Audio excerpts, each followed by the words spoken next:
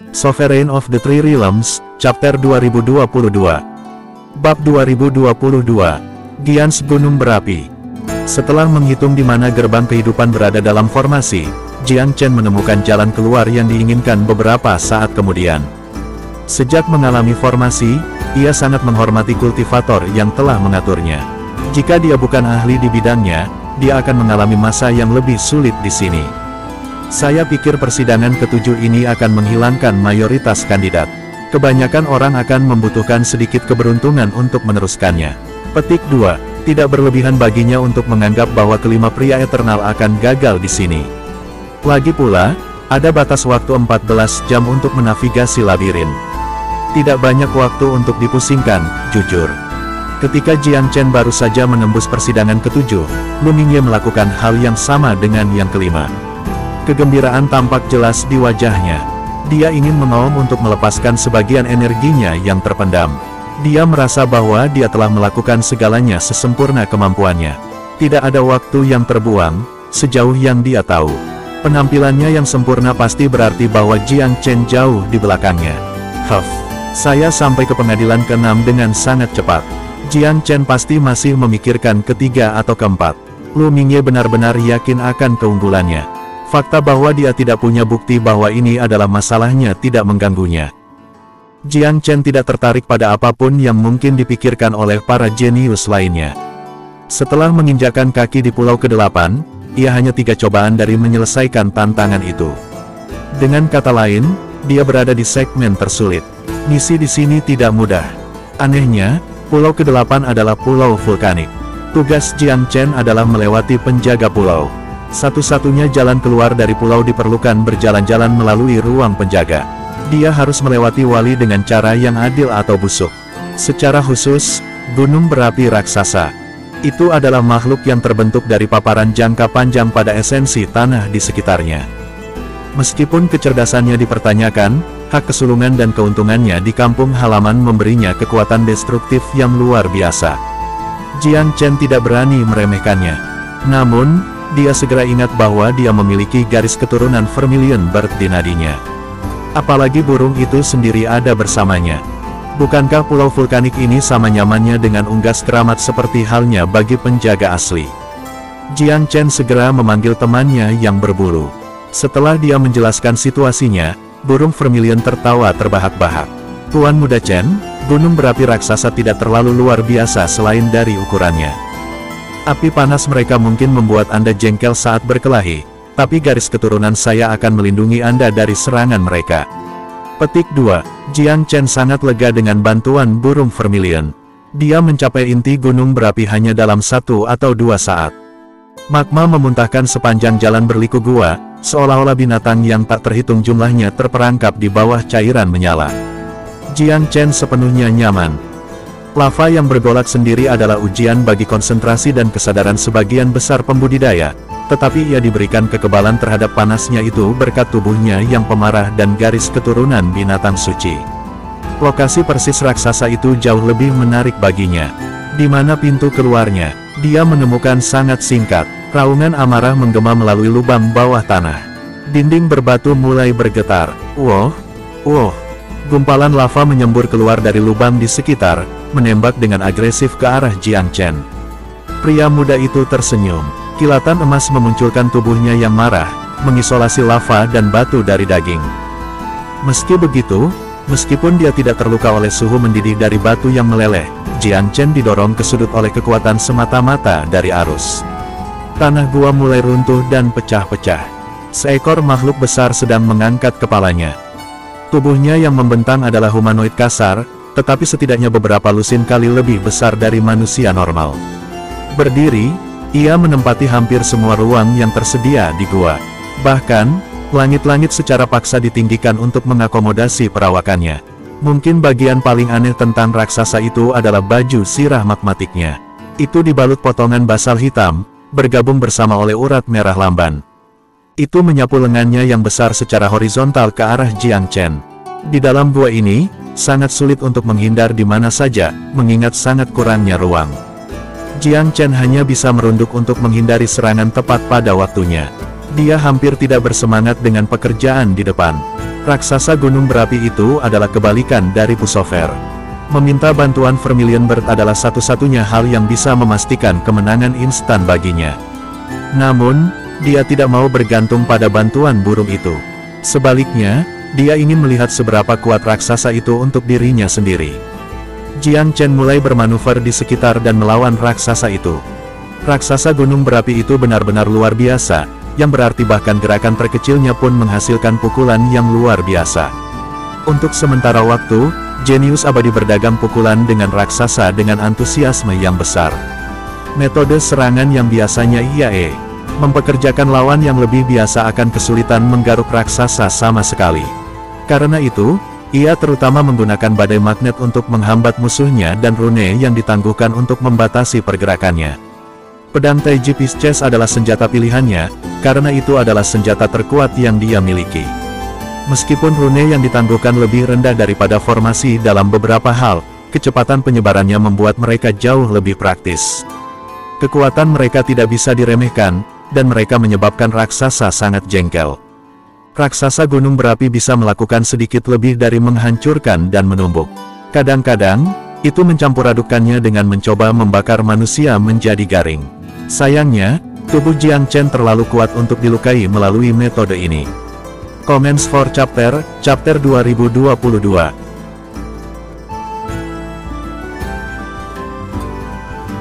Sovereign of the Three Realms, Chapter 2023. Bergerak perdagangan dengan raksasa gunung berapi itu sangat menyenangkan bagi Jiang Chen. Satu-satunya downside adalah bahwa arena mereka bertarung terlalu menguntungkan bagi musuhnya. Tanpa sejumlah besar metode dan kemampuan yang dimilikinya serta garis keturunan Vermilion Bird, Jiang Chen merasa agaknya ia akan menderita kekalahan kecil di sini. Inti dari pertarungannya sekarang adalah untuk melatih dirinya sendiri. Pada akhirnya, bertempur dengan raksasa gunung berapi itu bukanlah suatu keharusan. Pendekatan yang lebih cerdas sama layaknya dengan kekerasan. Tugasnya adalah membersihkan sarang raksasa dan menemukan jalan keluar di sisi yang jauh. Setiap pembudidaya yang cerdik akan mengenali semantik misi di sini. Bahkan, kekerasan mungkin merupakan pilihan paling bodoh. Jiang Chen hanya memilihnya karena dia ingin meminjam kekuatan raksasa untuk menguji kekuatannya. Ditambah lagi, itu adalah kesempatan luar biasa untuk mendapatkan pengalaman pertempuran praktis. Setelah beberapa saat, dia benar-benar terlibat dalam pertarungan. Serangkaian pukulan terus-menerus dari raksasa itu diblokir dengan menyihir rune yang ditangguhkan sendirian. Raksasa gunung berapi itu tidak pintar, tetapi telah menjadi sadar bahwa pembudidaya manusia adalah orang yang memiliki tepi. Dengan beberapa bentrokan lagi, Jiang Chen mengambil gaya dan kelemahan raksasa itu. Musuhnya mempertahankan pinggang dan tubuhnya agak buruk. Dia segera mengambil keuntungan dari ini, mengarahkan setiap serangan yang dia luncurkan ke arah itu. Seperti yang diduga, raksasa gunung berapi itu menjadi agak panik dalam upayanya menjaga diri. Memanfaatkan kesempatan ini, Jiang Chen melesat ke tengah bingkai raksasa dalam cahaya. Raksasa gunung berapi itu hampir tidak punya waktu untuk bereaksi dengan gerakan naluriah. Gagal menangkap manusia sial, ia berusaha mencari kayu untuk mengejarnya. Namun, pria muda itu jauh lebih cepat daripada raksasa yang cekatan dengan kecepatan penuh. Dia menemukan jalan keluar persidangan ke-8 tidak lama setelah itu. Ketika cahaya menelan dan meninggalkannya, pemandangan berubah lagi. Apakah itu? Jiang Chen merasa sulit untuk percaya diri. Tentu saja, konfirmasi batu giok menjawab pertanyaannya. Apa-apaan? Dengan seberapa keras persidangan itu, berapa banyak di antara 60 yang benar-benar dapat melewati? Meskipun awalnya marah setelah keberhasilannya, ia tenang dengan cepat. Masuk akal. Mengapa 3 cobaan terakhir tidak lebih sulit dari yang lain? Jelas tidak masuk akal bagi mereka untuk menjadi mudah. Ada gelombang teriakan di luar. Astaga, dia melewati persidangan ke-8. Berapa lama dia bahkan butuh waktu?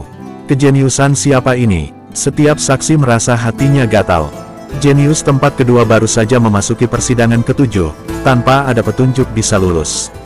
Pada tingkat dia akan pergi, tempat pertama akan melewati semua 10. Lebih dari setengah jenius telah diusir. Tidak banyak jenius yang berhasil masuk ke persidangan ke-6, dan bahkan lebih sedikit yang mencapai ke-7. Hanya Jiang Chen yang jauh di depan sisa paket. Kemajuannya menarik perhatian kolektif para hakim. Gelombang tebakan baru muncul di sekitar identitasnya.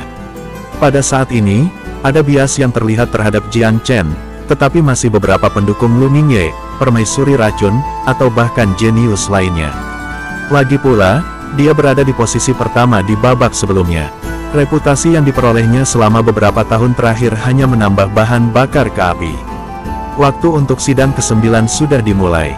Begitu memasuki pulau ke-9, Jiang Chen merasakan gelombang niat membunuh di mana-mana. Pulau itu bernama Liveles, menandakan bahwa kematian menunggu semua yang masuk.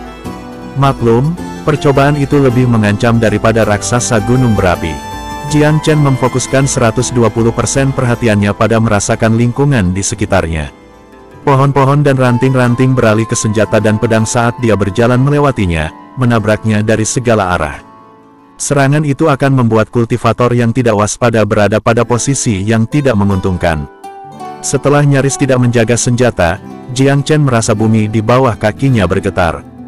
Kotoran di bawah solnya tiba-tiba berubah menjadi pasir isap, memakannya dengan kecepatan yang mengkhawatirkan. Jiang Chen merasakan beban di hatinya. Dia tahu ini yang terlibat dalam persidangan ke-9. Ada bahaya dengan setiap langkah yang diambilnya. Hanya konsentrasi yang tak terputus yang bisa memberinya peluang kecil untuk menang. Pasir hisap itu tidak banyak menghambatnya. Dia melompat, lalu meluncur, membebaskan diri dari pengaruh pasir apung. Dia tahu bahwa tanah yang lunak saja tidak menimbulkan banyak ancaman bagi kebanyakan pembudidaya. Itu adalah kombinasi dari sejumlah detail yang agak berbahaya yang membuat lingkungan penuh dengan risiko. Mustahil untuk mengetahui dari mana tantangan selanjutnya akan datang, karena ancaman mematikan dapat ditemukan di setiap belokan. Tiba-tiba, hembusan angin aneh menyerbu ke arahnya. Kesadaran Jiang Chen bergeser, kesibukan udara membuat jantungnya bersiaga. Dia berbelok ke samping secepat mungkin untuk menghindari ditarik masuk. Hembusan angin melewatinya dengan suara mendesing, mengiris segala yang tersangkut di jalurnya dengan rapi menjadi dua. Beberapa hal sepenuhnya dihancurkan menjadi berkeping-keping.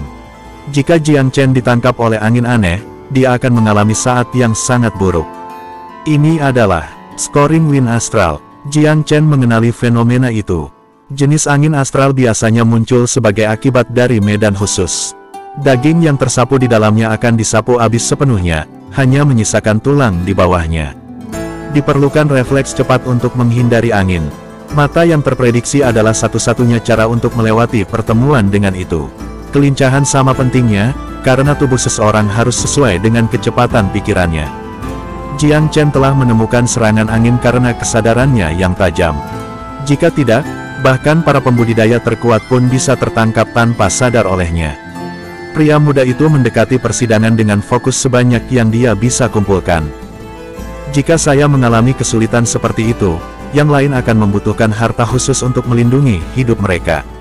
Kalau tidak, mereka pasti akan mati dalam uji coba ini. Comments for Chapter 2023. Sovereign of the Three Realms, Chapter 2024. Bab 2024. Mengejutkan para eksekutif. Jiang Chen tidak asing dengan angin astral scoring. Dia tahu itu sebagai badai yang menghancurkan dari kehidupan masa lalunya.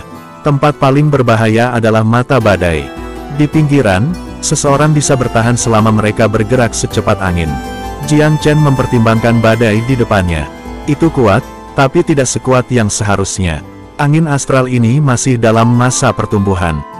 Itu sudah cukup untuk mengancam para pembudidaya Empyrean rata-rata, tetapi tidak para pembudidaya Empyre maju dengan kelincahan dan kesadaran di atas rata-rata. Sangat sedikit dari kontestan muda yang telah mencapai Empyrean tingkat lanjut. Empyrean tingkat ke-7 adalah bar tertinggi. Oleh karena itu, bahkan yang terbaik di antara para jenius muda mungkin tidak dapat menghadapi badai. Jiang Chen tidak terburu-buru. Dia berkonsentrasi mengamati angin astral. Tidak ada pola yang jelas untuk pasang surutnya, tetapi ada beberapa aturan umum yang bisa disimpulkan. Angin astral scoring muncul tergantung pada medan dan fitur geologis. Untuk menghindari angin, seseorang harus mempelajari medan terlebih dahulu dan mengidentifikasi polanya. Petik 2. Berkat pemahamannya yang mendalam tentang angin astral, dia tahu apa yang harus dilakukan setelah meluangkan waktu untuk mengobservasinya. Bentuknya berkedip ketika pikirannya dibuat. Waktu untuk pergi. Menjelajahi Astral Wind di level ini bukanlah ancaman bagiku. Petik 2. Ketika pikiran itu menghantamnya, hembusan angin menyapu ke arahnya. Dia menembak ke kanannya seperti kilat untuk menghindarinya. Dia kemudian mencambuk ke kiri dalam sekejap. Dia melompat dan berzigzag melewati badai. Angin astral datang kepadanya tanpa henti dari segala penjuru, tetapi dia meramalkan semuanya dan menghindar pada saat yang tepat. Dia jatuh ke dalam ritme. Dengan rahmat yang mudah, dia berjalan ke sisi lain. Tidak peduli bagaimana badai berubah dalam frekuensi dan pola, dia tetap tidak tersentuh. Eksekutif senior dari 10 tanah suci telah berkumpul bersama di luar Pulau Sunplane. Sebagian besar dari 60 kandidat telah tersingkir. Hanya kurang dari 10 yang masih bertahan. Five Great Gentlemen Eternal semuanya telah ditendang dari permainan. Baik Wu Yu dan Gan Ning sekarang hanyalah penonton. Untuk kesenangan tanah suci, Jiang Chen masih berada di salah satu pulau, yang berarti dia setidaknya berada di antara 10 besar.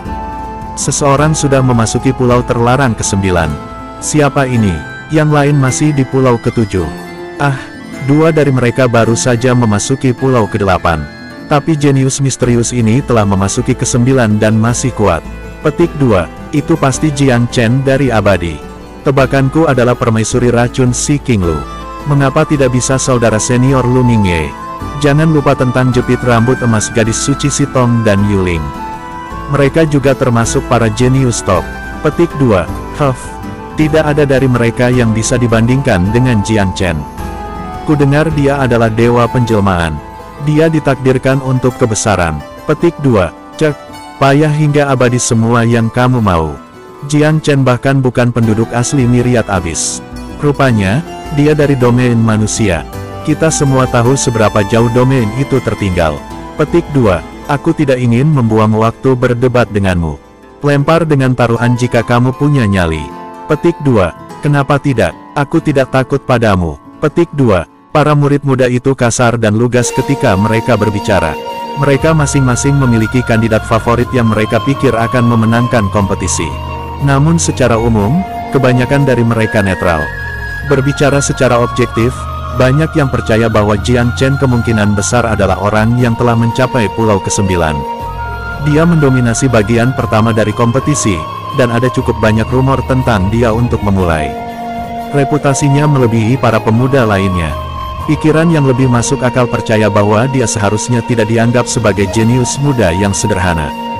Bahkan jika dibandingkan dengan para eksekutif senior di Tanah Suci, Jiang Chen bisa menahan diri terhadap banyak dari mereka. Dia mengalami kemajuan dengan kecepatan yang konyol. Perdana pertama Eternal yakin bahwa Jiang Chen harus menjadi kandidat utama, tapi dia tidak bisa membantu tetapi sedikit khawatir. Bagaimana jika itu bukan Jiang Chen? Dia mencoba yang terbaik untuk memadamkan kegembiraan dan kegembiraannya, memasang sikap tenang dan tenang. Akan memalukan jika dia terlalu cepat bersemangat dan akhirnya terbukti salah. Di sisi lain, Zi Jumin belum pernah menghibur kemungkinan bahwa Jiang Chen akan kalah dari pemuda lain. Wu Yu, Gan Ning, menurutmu siapa kontestan di pulau ke-9 itu? Tanyanya sambil tersenyum. Tanpa berkedip, Gan Ning menjawab, saudara senior Jiang Chen, tentu saja. Wu Yu terkekeh. Itu harus saudara senior Jiang Chen. Kami telah menghabiskan waktu bersama. Kami tahu kekuatan dan tekniknya lebih baik daripada kebanyakan orang di sini. Kita tahu betul bahwa tidak ada jenius muda lain yang berhak menyaingi dia. Dia berdiri di atas kita semua, dan jaraknya sangat bagus. Petik 2. Sui Chen merasa seolah-olah dia telah ditikam di hati. Wajahnya menjadi gelap dan kaku. Dia tidak setuju dengan pujian Wu Yu yang tak terkendali. Wei Yong telah kehilangan rasa hormat terhadap Sui Chen. Dia menggemakan sentimen Wu Yu. Sangat sedikit yang bisa mengesankan gadis suci Si Tong dan Yao Guang. Saudara senior Jiang Chen adalah satu-satunya generasi muda yang mencapai prestasi itu. Petik 2. Itu adalah pukulan keras pada Sui Chen, yang telah mencoba untuk memulai percakapan dengan para gadis suci dan akhirnya ditangkap. Jiang Chen, sebaliknya, tidak hanya meyakinkan para gadis suci untuk melepaskan Sui Chen, tetapi juga memenangkan persetujuan mereka. Kedua pria itu siang dan malam. Debat mereka terputus oleh seruan bersemangat. Melihat seseorang melewati pulau ke-9 dan memasuki ke-10. Petik 2. Bom itu berdesir menembus kerumunan dan menarik perhatian semua orang. Kerumunan meletus menjadi obrolan. Eksekutif senior dari 10 negeri suci menganggap mustahil menyelesaikan misi ke-9.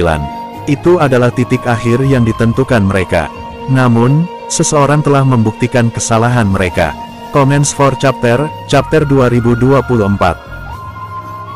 Sovereign of the Three Realms, Chapter 2025. Bab 2025. Legenda dari Pulau Terlarang ke-10. Sesuatu yang luar biasa baru saja terjadi. Seseorang benar-benar telah melewati persidangan ke-9. Semua eksekutif melompat berdiri di saat yang sama, keheranan tertulis di mata mereka. Mereka benar-benar terkejut dengan apa yang mereka lihat. Siapa yang mungkin? Jenius yang luar biasa. Pikiran yang sama melintas di benak semua orang. Eksploitasi anak muda yang tak dikenal itu layak dikagumi secara seragam. Siapapun ini jauh melebihi semua harapan. Tidak ada eksekutif yang duduk di sini yang mampu melakukan hal seperti itu di masa muda mereka, bahkan tidak seorang pun. Jenius yang telah melewati persidangan ke-9 telah menunjukkan bakat yang unggul bagi setiap anggota tingkat tinggi dari Tanah Suci di sini. Selamat sebelumnya, Daoiski. Masa depan Tanah Suci abadi memang cerah. Kita semua sangat iri, seseorang berkata dengan riang pada perdana pertama Eternal. Perdana adalah biasanya rendah hati. Kita belum tahu jenius siapa, jawabnya buru-buru. Mungkin bukan seseorang dari Eternal. Haha, aku tidak ragu itu adalah Jiang Chen muda. Kita semua tahu kemampuan jenius lain. Tidak ada dari mereka yang bisa berharap untuk melakukan ini. Petik 2, kamu benar. Bahkan murid terbaik dari Tanah Suci telah menetapkan batasan. Kita semua memiliki perkiraan yang baik tentang kemampuan mereka. Jiang Chen adalah satu-satunya pengecualian, karena dia muncul begitu cepat, kita belum mengenalnya sepenuhnya. Petik 2, banyak selamat, Taoiski. Seorang pria muda yang luar biasa seperti dia sulit ditemukan. Namun, saya dengar dia adalah asli dari domain manusia daripada Eternal. Saya sedikit khawatir apakah kesetiaannya akan tetap dengan Myriad Abyss. Petik 2, Prime pertama tidak menerima pujian dengan sangat serius. Itu hanya kata-kata sopan santun. Mustahil untuk mengetahui motif pembicara di belakang mereka. Pujian yang paling menyenangkan bisa dengan sangat baik menyembunyikan kecemburuan yang membara dan hasrat yang membara agar Eternal gagal. Dia tetap dengan kuat turun ke bumi.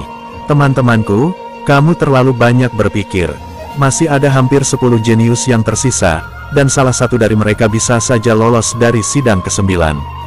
Jiang Chen hanya satu dari mereka. Saya melihat Anda tahu asal-usulnya sekarang, tetapi saya cukup mengenalnya untuk memahami rasa tanggung jawabnya yang kuat. Dia tidak akan terbatas pada domain manusia saja.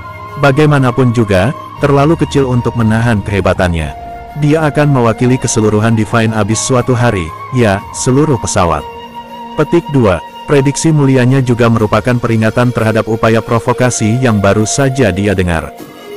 Tentu saja, ada orang lain dengan pendapat berbeda ketika berbicara tentang siapa yang melakukannya dengan baik. Pada akhirnya, Jiang Chen hanya seorang jenius dari domain manusia. Bakatnya pasti terbatas. Menurut pendapat saya, Myriad Abyss memiliki banyak kejeniusan kita sendiri. Setiap dari mereka bisa memiliki terobosan melewati batas mereka sendiri. Bukankah kompetisi semacam ini justru merupakan panggung untuk itu?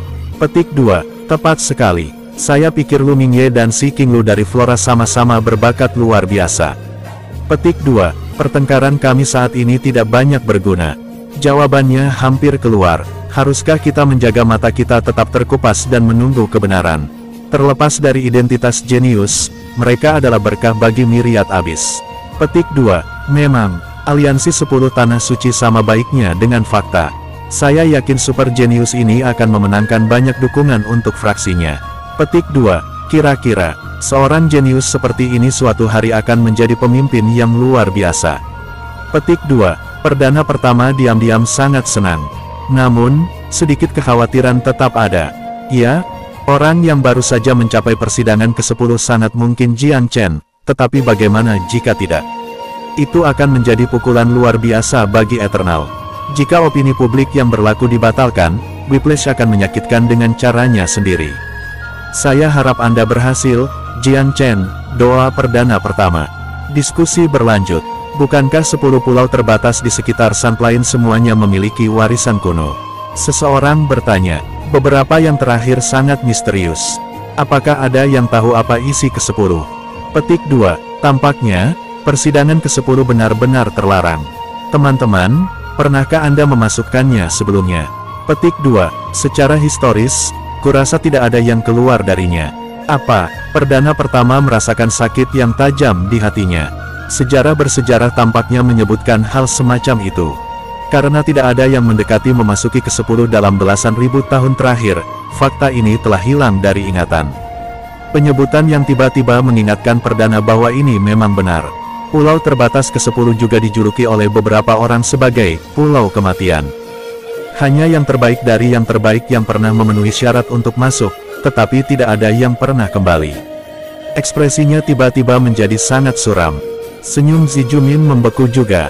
Dia tidak mengetahui rahasia informasi yang sama dengan Prime pertama. Perdana pertama, dia tidak bisa menahan transmisi, apa yang mereka katakan benar. Perdana pertama ingin menamparkan wajahnya sendiri. Mengapa dia lupa informasi yang begitu vital? Dia seharusnya memberitahu Jiang Chen tentang ini sebelumnya. Jika seseorang tidak menginjakkan kaki di jembatan gantung ke pulau ke-10, tidak akan ada masalah. Namun, masuk ke pulau ke-10 berarti bahwa melarikan diri tidak mungkin. Seseorang telah membandingkan bagian itu sebagai jembatan yang sama dengan yang mengarah ke dunia bawah. Pulau ke-10 itu sendiri dilukis sebagai manifestasi fisik dunia orang mati. Tentu saja ini berlebihan, tetapi alasan dibaliknya bisa dimengerti.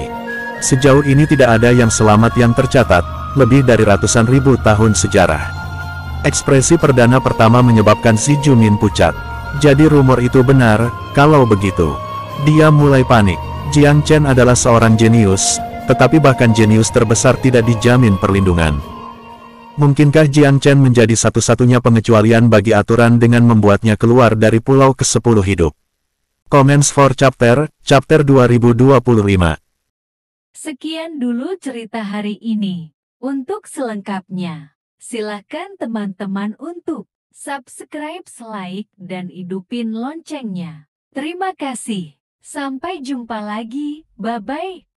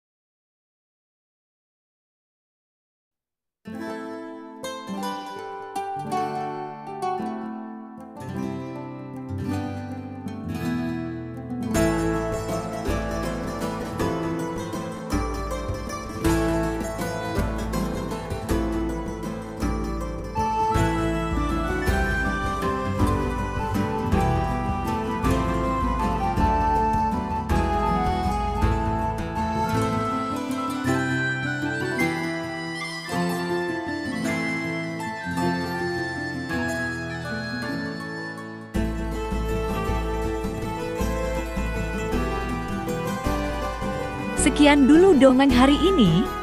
Untuk selanjutnya, silahkan subscribe, like, dan komen ya, teman-teman semua. Terima kasih banyak telah menonton. Sampai jumpa lagi, bye-bye.